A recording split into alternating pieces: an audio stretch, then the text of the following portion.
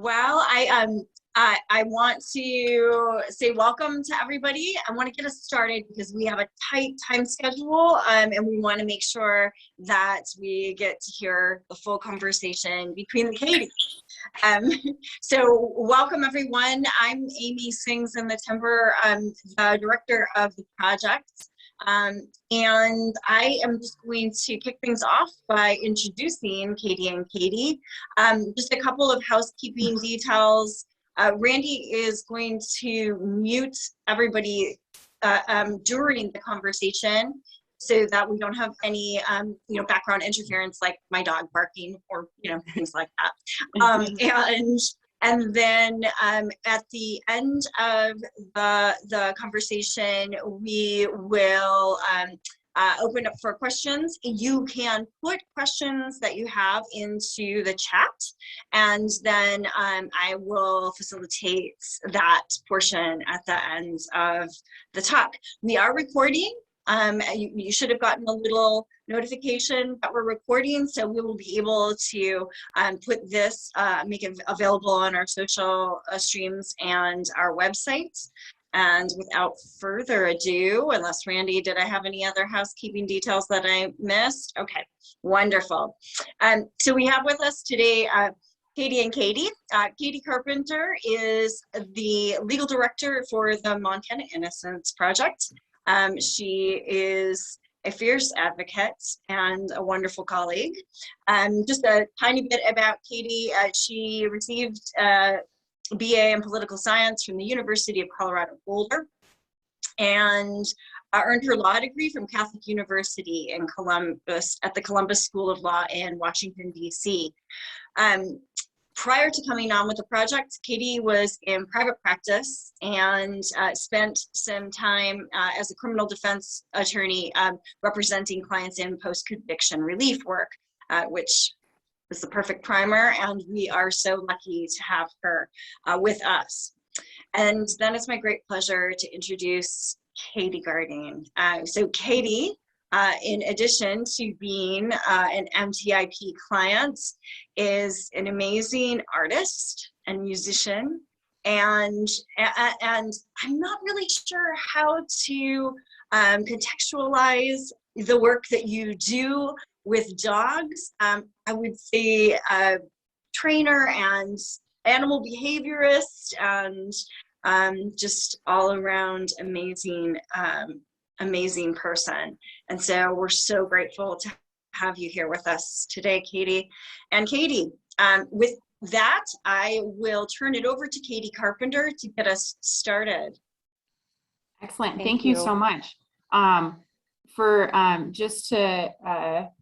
levity and for keeping the confusion at a minimum, I will be referring to Katie as K, and she will be referring to me as C.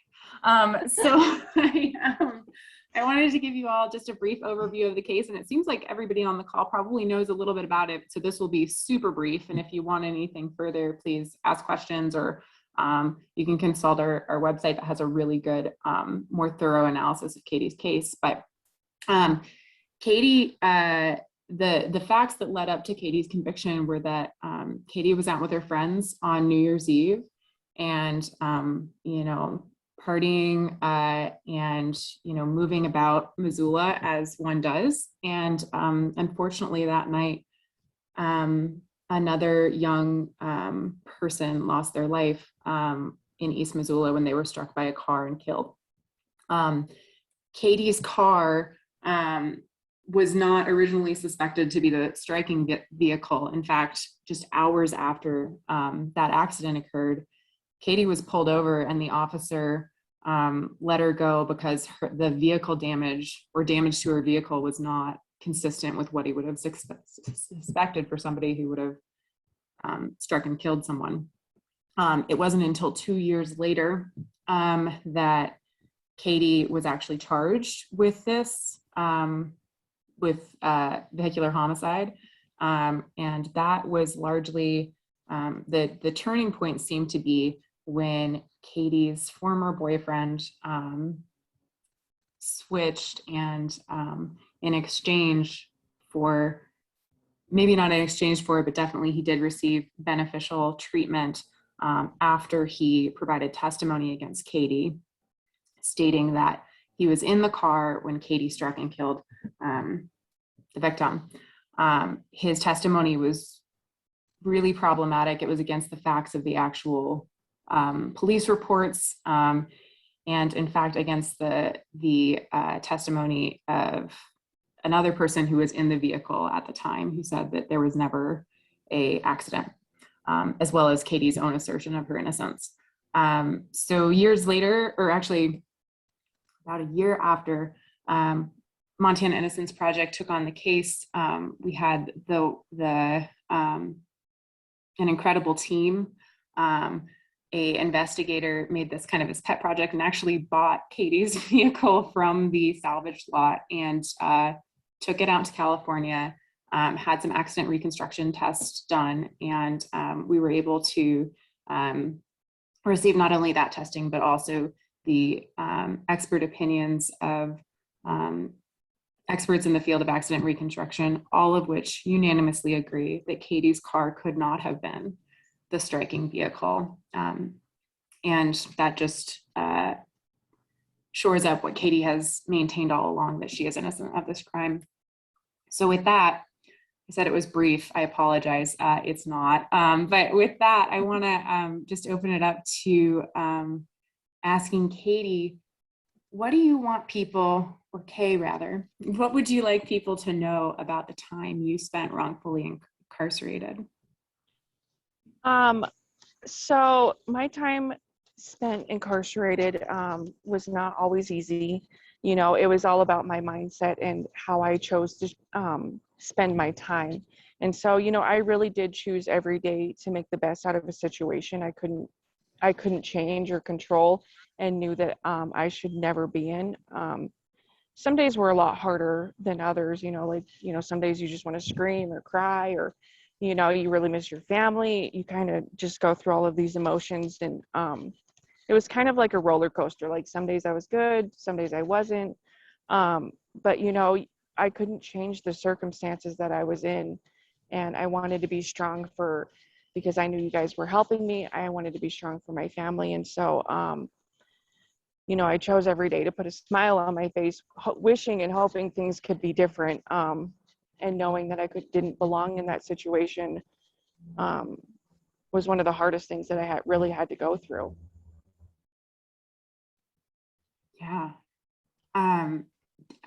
I just follow up. Did you, before being wrongfully accused and then wrongfully convicted and then wrongfully incarcerated, did you know that could you have ever dreamed of the amount of resilience and grit that you had to cultivate from this experience? Oh yeah, nope. I would have never imagined it. You know, if somebody would have told me when I was 20 that I was going to be going to prison for at least 10 years out of my life, I'd been like, there's no way that I could do that. There's no way I could handle it. And that's literally impossible, because that's just not where my life was going. And so the fact that I got through it in the best way that I could, I think just proves to myself that I am stronger than I ever thought I was. Yeah. So the good news is that you have been in pre-release since the beginning of this last year. What has that been like? You know, obviously relieved that I'm no longer in prison. I'm definitely grateful. But you know, it's been a little overwhelming. You know, I've been gone for 10 years, and I'm in a town that I've never been to, and around people I don't know, and the stress in pre-release is so much more real than the stress in prison, because now you're expected to be like a real person. Like there's all of these expectations put on you, and there's always this worry that I don't want to make a mistake because I still have to go back in front of the parole board. And so I think that's like an added stressor on my life as well. But I'm so thankful that I'm at pre-release. You know, it's kind of helping me readjust back into the community, like in any way that they can. But it's kind of been a little overwhelming for sure. So there's been like a mix of emotions, overwhelming. I've been exhausted. I've been relieved. I've been thankful and happy. So it's just kind of like a rainbow of emotions that I've been going through these last few months. Totally. Yeah. I mean, I just think about like from the time that you were incarcerated till now, just the difference in technology and social media and like how you interact with the world. And also, you know, this last year, largely, you know, all of us having to be a lot more tech savvy than maybe some of us ever dreamed that we would want to ever be, you know? Right. So what are you going to do when you are finally just released? What is your life going to look like? You know, it's kind of a hard question to answer, you know, because I've lost so much time that I know I'm never going to get back ever. But what I want to do is make the most of what I have left, you know, and for so long I've been living my life for other people and not really being who I am and who I want to be. And so I think the most important thing for me right now is to be with my family, reestablish a relationship with my son, do things that I love instead of doing things that other people want me to do. You know, I want to give back to you guys. I want to tell my story in the hopes that it might change. I mean, I don't know what exactly it might change, but I do want to tell my story, and I want to give back to you guys so much because you guys have been so helpful to me. Just, you know, just to be able to like spread awareness that this is happening and that there's like thousands of people out there that should not be in prison right now. And it's not right. And I think the more people are aware of it, because, you know, before this happened to me, I would have never thought that there were people in prison that shouldn't be there. You know, we just believe in the justice system and we have faith in the way things work, and it's just not always the case. And so I think telling my story might help bring a light onto the situation we're dealing with here. You're right. It will. I think you're absolutely right. You mentioned that you wanted to do things that you love. What have you found through this experience that you really love? Well, I love to draw. I never knew that. I never knew that.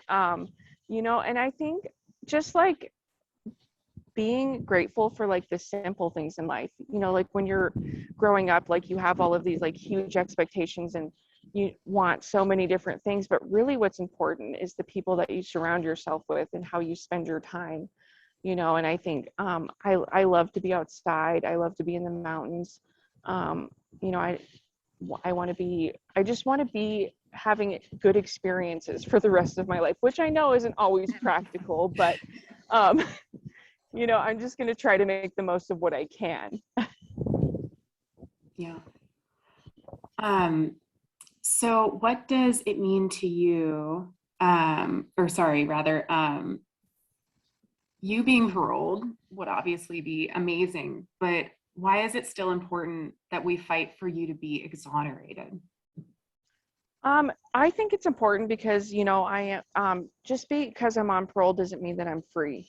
And being an innocent person on parole is you're still having to answer for crimes that you didn't commit.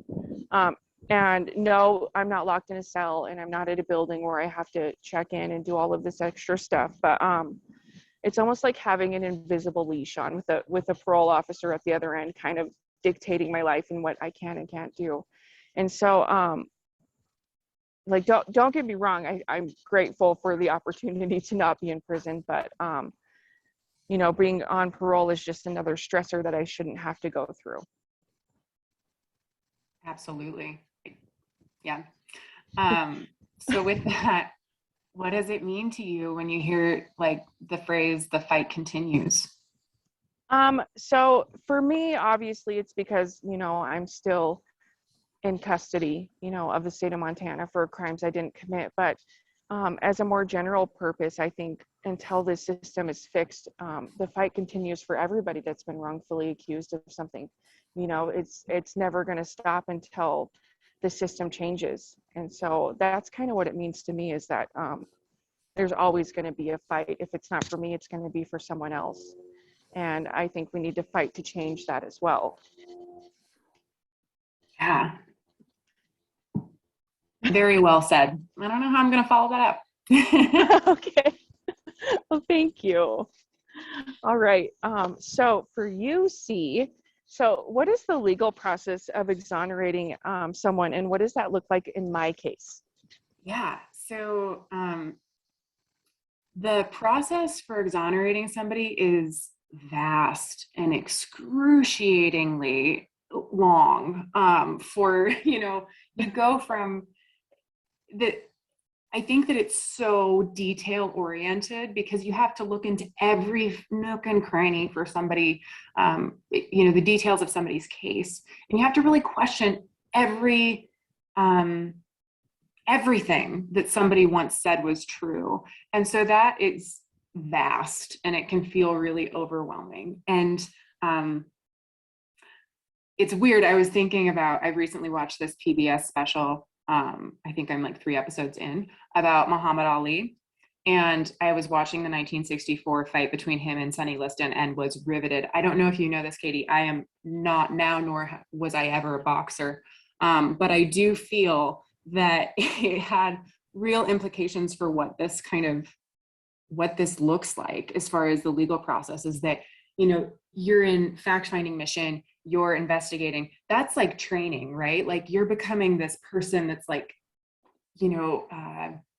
bolstering yourself in the assertion that this person is innocent. You're finding every nook and cranny and you're arguing, okay, what's the opposite of this fact? How could this be negated? And in that way, you get to this point and you write your legal document, the thing that's you're petitioning the court, hey, this person's innocent. And you wait and you wait. And it's just, you think that like, man, I'm ready right now. And you've got to wait. And then you might wait and you might get knocked out that first round. And then you've got to pick yourself up, and you might not have time to do the training, so to speak. This analogy is going off the rails real quick, but it's just a whole process of picking yourself up and just righteously and ruthlessly pursuing that one thing, which is the fight for your client, that they are innocent and that this is wrong. And no matter how you're gonna, whatever mechanism you use, you're gonna figure out a way to get your client's case heard and really thoroughly considered by the powers that be. And in your case, it's no different. Which is, I will say, the thing that is very different is the partner that I have in you. Admittedly, I haven't been on your case from the beginning, but I think that just in talking to you, you are somebody that is incredibly resilient and incredibly powerful and positive. And not that this is how every attorney-client relationship is, but I really pulled from your spirit and your kind of positivity when things don't go our way, that okay, well, we'll get them next time, or let's look at some different options here. So that's, in your case, we started out with a post-conviction relief case or petition that was denied by the district judge. Then we appealed it to the Montana Supreme Court. That was also denied. And now we're before a federal district court on habeas, and we're waiting. So, long answer to a very short question, and I apologize. No, that's okay. No, that's good. Yeah, when I first started this journey, I didn't understand or even realize, I was convicted so fast. It only took a year to convict me and sentence me and put me in prison for 40 years, but to overturn that has literally taken almost 10 years. And so it blows my mind that the legal process takes this long. Yeah. I hear you. Yeah. All right. So what has been the most challenging legal battle in my case? What you just said actually kind of answers it. Again, I haven't been on your team from the beginning, but the overarching thing, if I could just use a blanket statement, is I've seen judges and state's attorneys argue form over substance over and over again. We have 4 experts that say that it defies the laws of our physical world that your car could have been the one that that did this, that you could have been the one that was driving that car.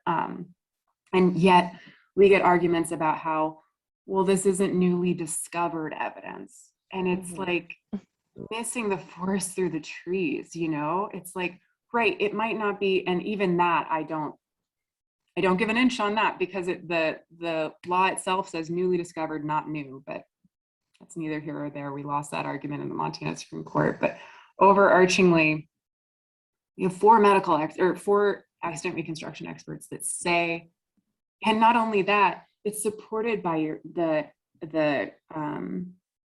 lack of damage to your car.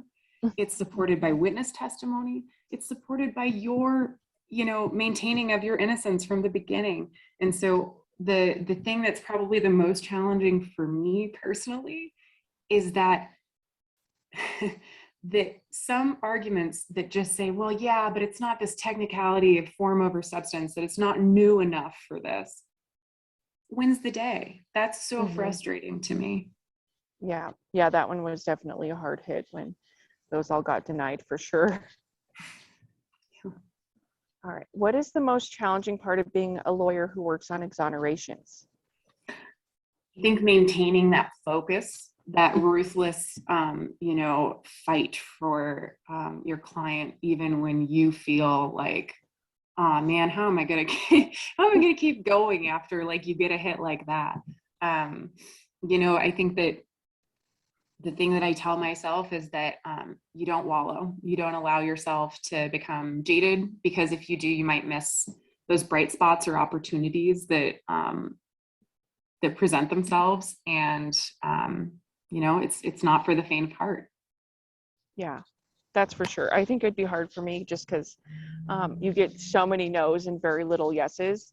And so it's almost like a negative reinforcement. Like it's just, they're like, no. But then when you do get that one yes, that makes it all worth it. But that would still be really hard for me to do on a daily basis. So I appreciate you. No problem. All right. So what are the legal and practical implications of being exonerated versus released on parole? Yeah, so being exonerated is an acknowledgement by the state, hey, we got the wrong person, you're innocent. And it takes away all of the implications that go with being a convicted human being. Being paroled, you still stand convicted. It's just that the parole board has determined that you are no longer a threat to the community, that you have done enough in some way to make it so that you've served enough time. So the difference is really vast. One is an acknowledgement that, hey, we got it wrong. The other one is, we'll let it slide. We'll let you go. Right. Yeah, big difference for sure. So exonerations take a long time. As a lawyer who fights for innocent people, what does the fight continue mean to you? I'm going to resurrect this analogy of Muhammad Ali. It means that you put your whole weight behind it, right? It means that you don't, you don't put something out there that you don't feel that you haven't completely just immersed yourself with. You continue on even when something that you thought was going to be really powerful didn't work. You maintain your creativity and you maintain your positivity. The fight continues to me means that it's not just, it's in any means that you can find.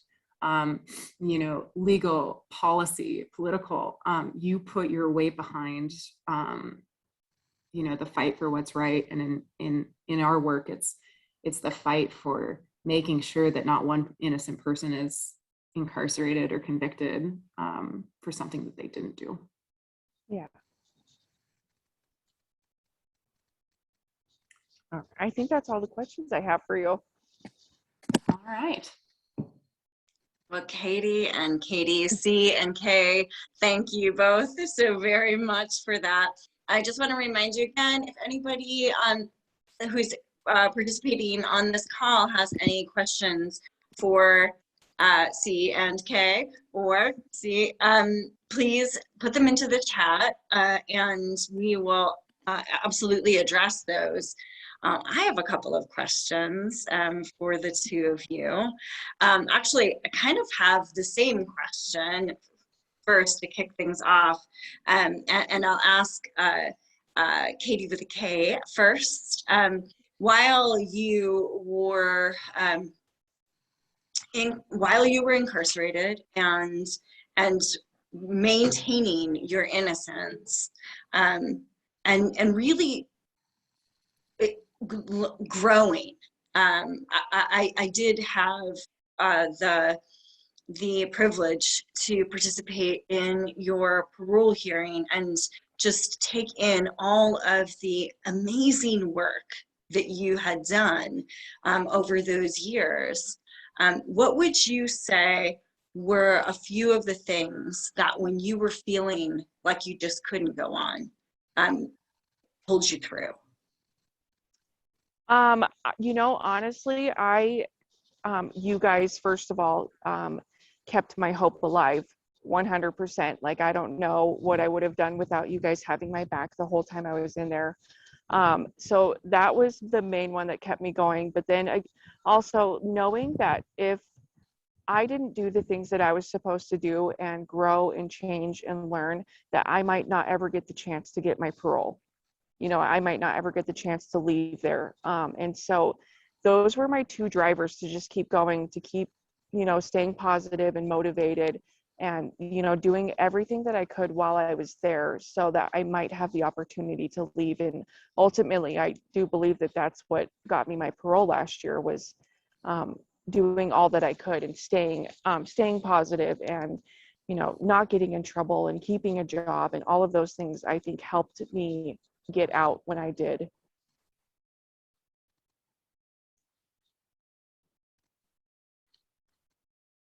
You're muted. Thank you. Yeah. Do you have to mute in between because that dog thing is real? So, C, same question for you. As you've gone through this process, and we've heard you say that you haven't been on it since the beginning, but it's been a few years now of waiting and taking a hit and waiting and taking a hit. What are those things that have buoyed you throughout this time? Yeah, I think, so in law school, I can remember I wanted to be an environmental law attorney and then took a real 180 to criminal law. The reason why I never wanted to get into criminal law was that I thought that it was for people who were like these larger than life characters that would just fill a room and they could just, like people that you see on TV, right? And I came to find out that that's actually not the way that it looks like in real life. And in fact, I just think if not me, then who? That's kind of the thing that buoys me a little bit, is that it's like, and I've got an amazing group of pro bono attorneys and investigators and executive directors and communications persons and administrative people, and just an amazing team that makes it so that when I'm having a down day, I'm in a lot better place than a lot of other attorneys that are on their own. I've got an incredible support system, and I know that our clients appreciate everything that we do, even when we can't get them the exact thing that they want, and that if nothing else, I can be that person that can sit alongside someone and just be there with them. So that to me is something that really keeps me going.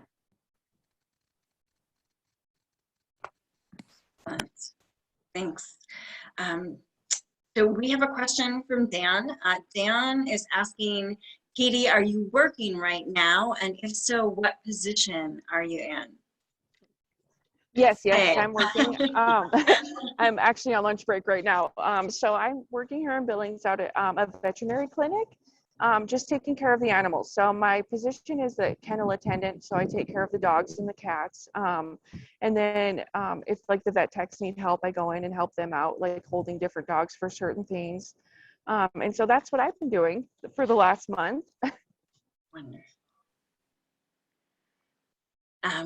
All right, it looks like from Bridget, Kay, what community or social supports would you benefit from the most post-release? You know, I think pre-release has really helped me kind of just integrate myself back into the real world. You know, I don't know what else is out there, but you know, just taking classes and like having people that are going through the same thing that I'm going through has been really nice, because like just the other day I was having a conversation with a girl that had just gotten into pre-release from an inmate worker, which just a couple weeks before me, and she was like, oh my gosh, I am so stressed out, like this is so hard. And just knowing that I'm not alone, like I was like, oh my God, I feel the same way, like I've been going through it too. It's been so hard these first couple of weeks being in pre-release. And so I think just like having a group of people that know what we're all going through and like kind of feeling the same emotions would be amazing to you know, kind of rely on and talk to about these kind of things. Right. Let's see. C, we have a question from Dan, and I just need to scroll through this. I'm sorry. If MTIP, if the Montana Innocence Project, had not taken Kay's case, would she have spent more time in prison? Way to hit me with a tough one, Dan. You know, I think I would like to think that, you know, our efforts in assisting Katie in her parole hearing made a difference. But I think that ultimately Katie is, you know, she kind of speaks for herself. She's a really incredible person. We just were able to assist her, you know, in kind of getting some of the kind of the procedural stuff together. And we obviously advocated as well. Amy advocated specifically at the parole hearing. And I think that that did have an impact to show the parole board, hey, these are the resources that Katie will have access to, in addition to her sterling reputation while incarcerated. This is what we are going to continue to fight for her. And I think that that holds some weight for sure. I mean, we have a really, we don't take on that many cases. So I think in that alone, that kind of speaks for itself. Kay, I have a question for you from Jax.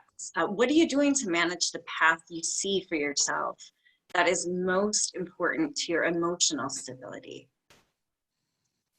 Well, you know, I try to stay positive. I'm still doing things that I enjoy.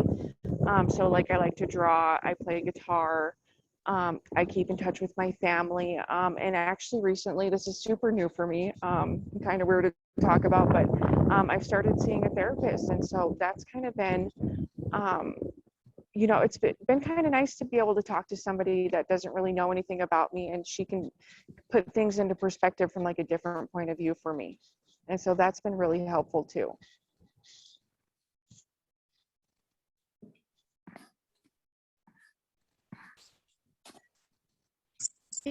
I am hoping that you can take us through, you know, you just mentioned a moment ago that the project doesn't take on that many clients.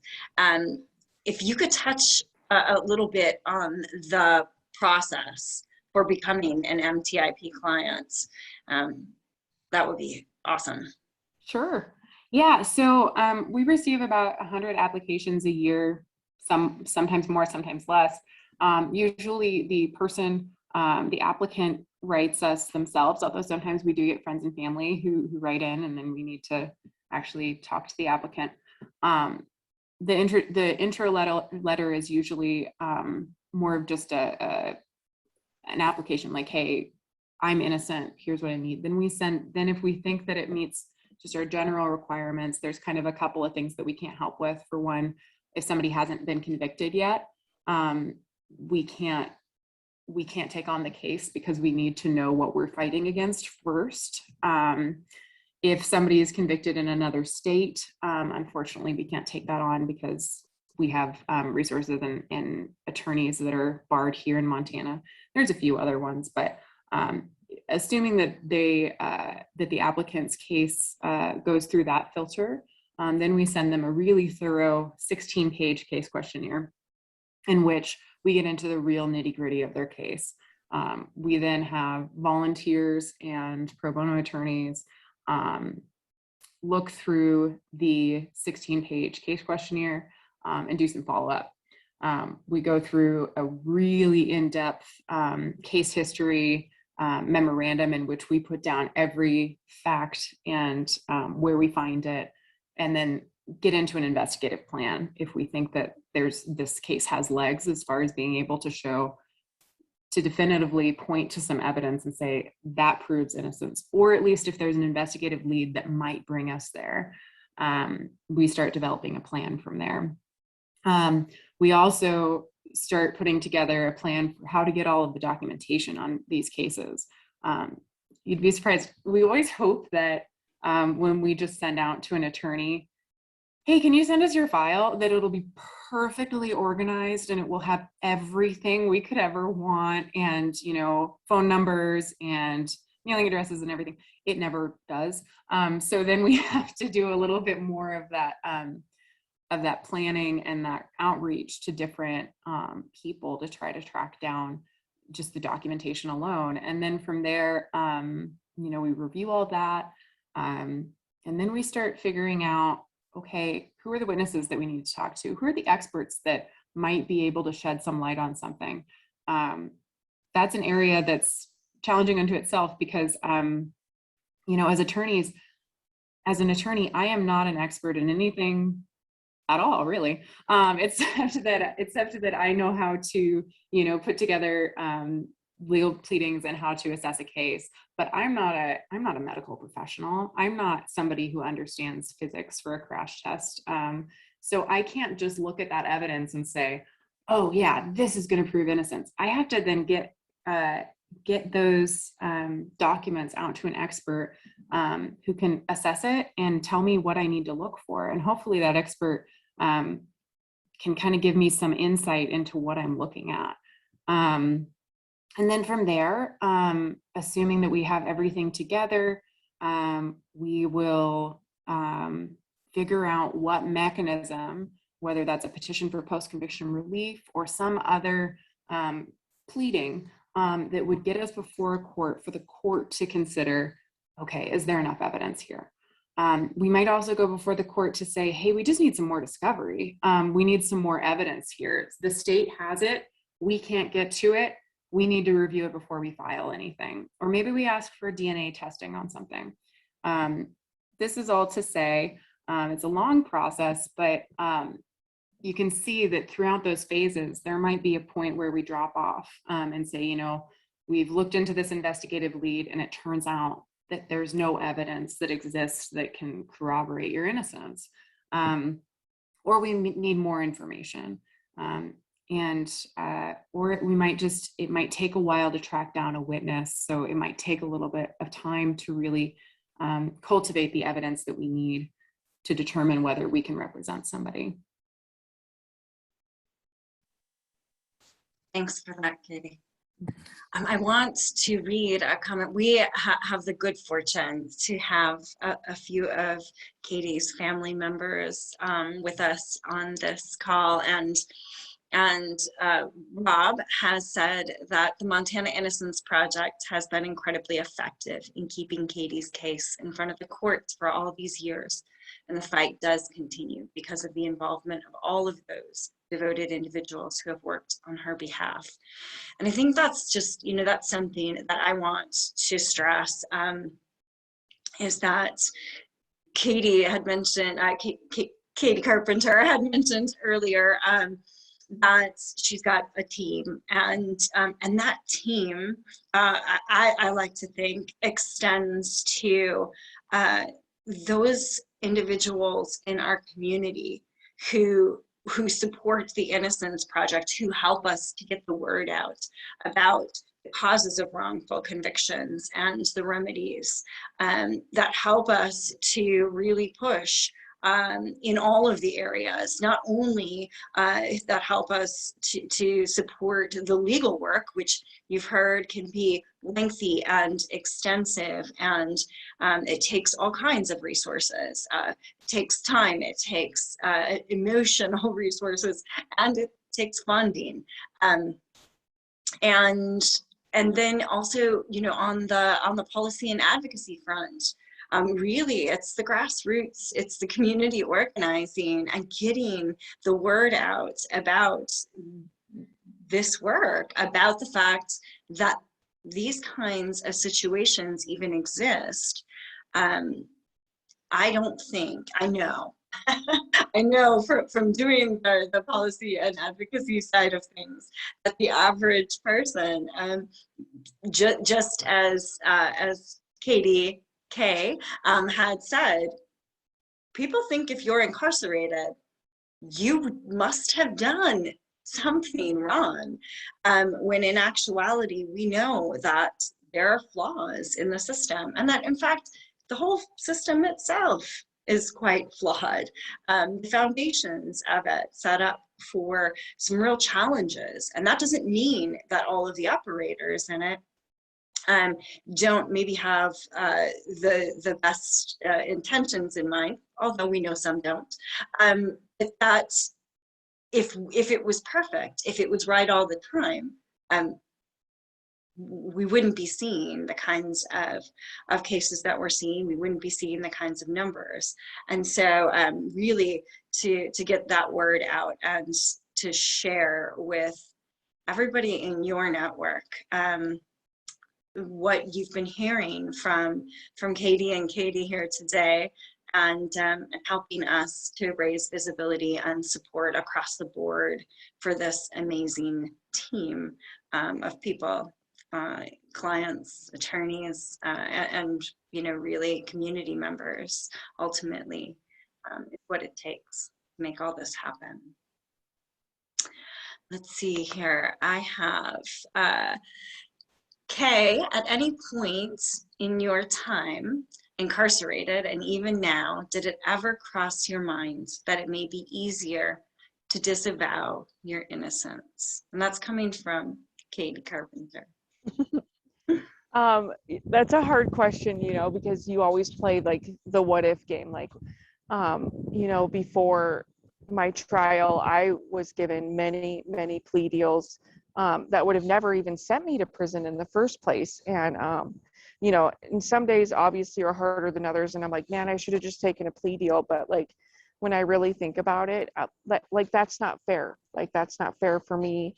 It's not fair for other people that are in this situation. And so, would it have been easier just to take a plea deal and say, screw it, I'll just do the time for somebody else's crime? I don't know. I mean, I think it's hard either way. This has been a battle and a struggle, but it's also been a journey. And I've learned so many things going through this. And I think my story may help other people. And if I had just taken a plea deal and said, you know what, I'll just, whatever, it's fine, then it might have stopped somebody else from getting out, you know, in the future. And so in the end, I think it's worth following through, and hopefully it lands in my exoneration and save somebody else from this happening too. Thank you for that, Katie.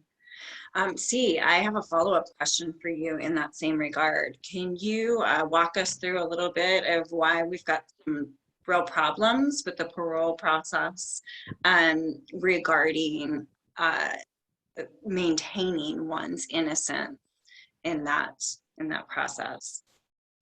Absolutely. One of the big problems when you go before the parole board, it's not written as a factor that the parole board should consider when determining whether they should give someone parole, but it is an unsaid rule that you should show remorse. And you might be thinking, how do you show remorse for something you didn't do? You can't. And so that's a huge issue, is that you go before this parole board and you might have all your T's crossed and I's dotted, and you go before the parole board and they say, right, but what about, do you feel bad about what you did? And you can't. And so that's a huge hurdle. And in fact, for people who,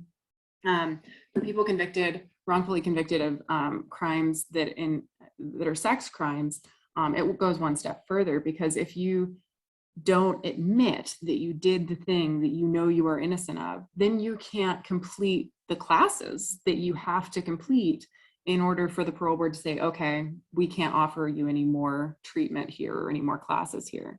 So in that way, it's kind of twofold, in that not only can you not show remorse, but you also can't be a part of the classes that you're required to be a part of.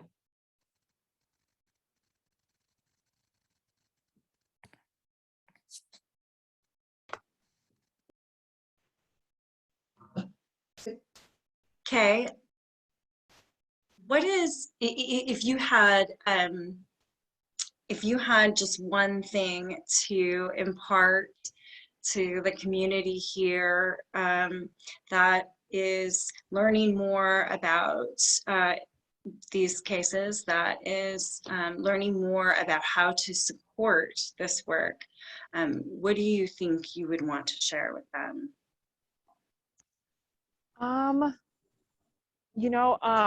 Just through this whole experience, I have learned to not believe everything that I hear, which can be really hard, because you know how rumors go, or you read the newspaper, and people say things.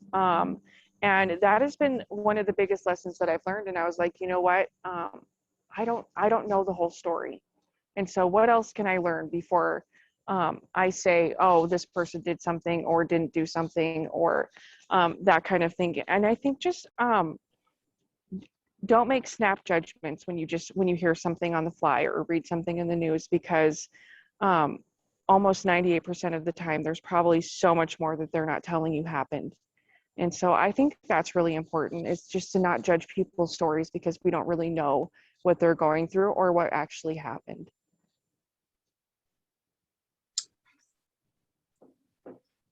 Let's see. I have maybe Katie. Whoops, I lost my chat box there. Maybe Katie K can explain what that was like for her, getting through the required steps without claiming accountability. Yeah, I mean that is a excellent point. We've got you right here to tell us how that struggle went. Yeah, it was hard. And there was a class that, they wouldn't even let me take at MWP, because you have to be 100% accountable for the crime that you're convicted of. And so, that was a pressure, that was a stress, that I wasn't going to be able to get my parole because I didn't have this one class done, because it's kind of a big class. But, there are many things that I can be accountable for. There are many things in my life that I wish I would have done differently. I was out drinking and driving that night. Me and James weren't being the best people that we were in the world, or that we could have been in this world. And I think just acknowledging the things that I can change about myself has helped me through all of these classes in my time, and that sort of thing. So, yeah. Katie, that's brilliant. That absolutely is one of the things that I heard and I felt at your parole hearing, was that despite being wrongfully incarcerated, wrongfully convicted, and you really spent this time growing, despite all of the unfairness, all of the injustice. And so perhaps kind of a good transition here. We have a question from Jax asking, spiritually, where are you at, Kate? Well, that's kind of a hard question. You know, I believe in the power of positivity and good vibes. You know, what goes around comes around. And so I'm just a believer that, you know, you be kind to one another. We're all connected and we're all here for each other. And people do things for their own reasons that have nothing to do with you. And I think I have to remind myself that every day that, you know, I never know what another person is going through and they don't know what I'm going through. And just being here for each other as much as possible, I think is kind of where I'm at now. That's I think that is an amazing lesson for all of us. I just want to ask, before I sort of turn to wrap things up, Katie with the C, is there anything else that you would like to add to the conversation? Any parting thoughts that you have on this conversation today? You know, just to bring it back to our community, one group that I realized that I didn't include, and that is the amazing community that we have in our clients' families and their friends and people who, you know, you guys are right there alongside us, and you help us every way that you can, and that's huge. You know, it's not just the, hey, how are things going up? What's the case update? But it's also telling us, hey, I just ran by to the prison and here's the update from Katie. Here's what she could use. Here's, you know, that sort of stuff. The team that we have is incredible, and the work that we do is made so much better by your involvement. So thank you so much. And then the same for you, Kay. Any last thoughts? Anything we didn't touch on that you would like to share? No, you know, just kind of what Katie said. I'm grateful for all of the support in the community and my family, with you guys, people I don't even know that have supported me when they found out about my case. Is so amazing that there's people out there that are like just willing to have somebody's back without even knowing them. And I think it's just so important to me. And so I just am really appreciative of everybody that's here for me. We are so very appreciative of you, Katie. You make all of this work just Thank you. so much better. Your positive energy and your spirit, and it absolutely reminds us of that connectedness that we all have. So I want to just close by thanking all of you for participating and for supporting our work. I'll just share very quickly. Rob said, ultimately, it is up to the individual who is wrongfully convicted to find that inner strength. Katie is amazing in that regard, and we could not agree more. So I just want to remind everybody on this call that at 2 o'clock today, we have a panel discussion shining a light on reentry and compensation for exonerees. We will have another one of our former clients joining us for that panel, and some really great community advocates speaking to those issues. So encourage you to join us for that. And then later this evening, we have now flipped from a in-person rally, thank you very much, COVID, to a virtual rally, which is going to be fabulous. And the fight continues for justice and accountability. Again, this will be on Zoom from 6 to 7 p.m. Mountain Time. Randy is going to provide for you in the chat links to those events. And also we'll provide the opportunity, a link to sign up for our mailing list to continue to receive future information about events and ways that you can continue to be an advocate and support for justice. So thanks again to everyone. I hope that you have a great afternoon. And I look forward to hopefully maybe seeing some of you in the next couple of hours. Thanks.